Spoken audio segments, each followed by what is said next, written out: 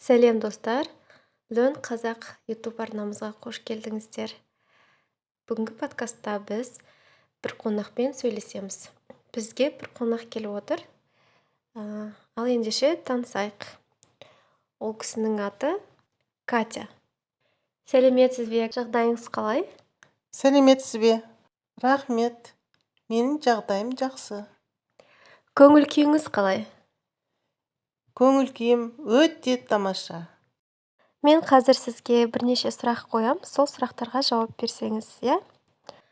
Бос уақытыңызда не істегенді ұнатасыз? Сіздің сүйікті ісіңіз қандай? Мен сүйікті ісім бос уақытымда тәтті бәліштер пісіру және далада серуендеу. Қандай керемет! Далада серуендеу өте пайдалы. Тағы да бір сұрақ қойғым келіп отыр. Сіздің күн тәртібіңіз қандай? Сағат қаншада тұрасыз? Сосын не істейсіз? Сағат қаншада ұйықтайсыз? Сол туралы айтып жіберсеңіз. Мен таңертең сағат 7-де тұрамын. Далаға шығып серуендеп келемін. 15-20 минут үйге келіп жуынып, беті қолымды жуып, тісімді тазалап, одан кейін таңғы асымды дайындап, шайымды ішіп, біраз демаламын. Жұмысқа сағат 8-де үйден шығамын, сөйтіп жұмысқа кетемін. Ал жұмыстан сағат нешеде үйге келесіз? Жұмыстан үйге сағат 5:30-да келемін кешкі. Одан кейін кешкі ас дайындап, тамағымды ішемін.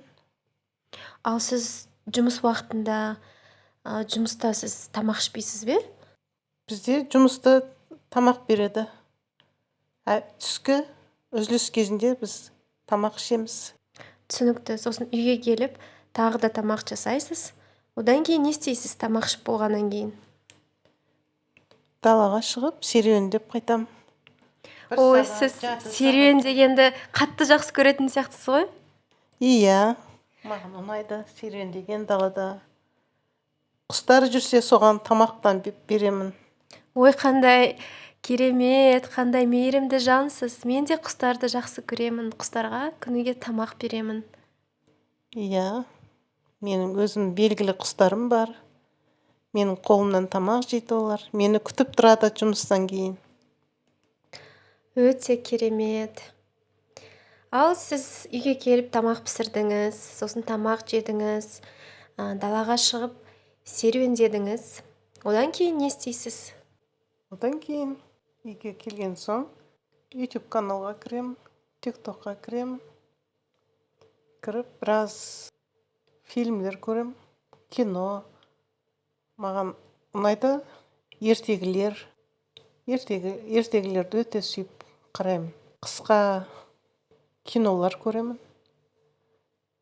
Күлдіргі сатирика көруді ұнатам, тамашалаймын сондай. Бір сағаттай. Одан кейін WhatsAppқа кіріп, таныстармен, құрбылармен, аға іні, әпке сіңлі хабарласып, жағдайларын сұрап, біраз әңгімелесемін. Одан кейін уақыт 10 болып қалады. Онда ұйықтауға дайындалам. Сіз ерте ұйықтайды екенсіз ғой, Катя? Иә, ерте ұйықтаймын, ерте тұрамын. Түсінікті. Ал қазір байқаған шығарсыз, көбінесе әсіресе жастар кеш ұйықтайды. Сіз оған не деп айта аласыз? Ол не себептен? Мен енді білмедім ол жағын. Мен өзім режимім сондай. Әркім әрқалай да. Менің қалыптасқан әдетім осындай. Катя, сізге көп рахмет. Уақытыңызды бөліп менімен сөйлескеніңіз үшін, жауаптарыңыз үшін рахмет. Сау болыңыз, келесі кездескенше. Сау болыңыз, сізге сәттілік. Көп рахмет сізге, Катя. Ал достар, Сау болыңыздар. Келесі видеомызда көріскенше.